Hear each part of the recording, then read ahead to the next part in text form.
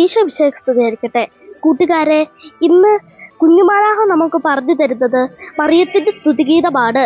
നിങ്ങൾ കേട്ടിട്ടുണ്ടോ? മറിയം ബന്ധുവായ എലിസബത്തിനെ സന്ദർശിക്കുകയും എലിസബത്ത് പരിശുദ്ധാത്മാവിനാൽ നിറഞ്ഞ് ഉച്ചത്തിൽ മറിയത്തെ അനുഗ്രഹിക്കുകയും അവളുടെ വിശ്വാസത്തെ പ്രശംസിക്കുകയും ചെയ്തപ്പോൾ മറിയത്തിന്റെ ഹൃദയം സന്തോഷം കൊണ്ട് നിറഞ്ഞു.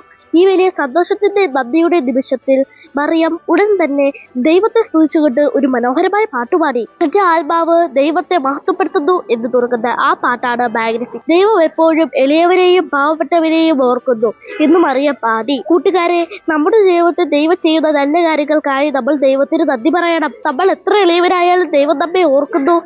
ദൈവം നിങ്ങൾക്ക് തന്ന 3 കാര്യങ്ങൾക്കായി നമ്മൾ ദൈവത്തിന് നന്ദി പറയണം. ഉദാഹരണത്തിന് വീട്, ഭക്ഷണം, സ്നേഹമുള്ള ബന്ധുക്കൾ.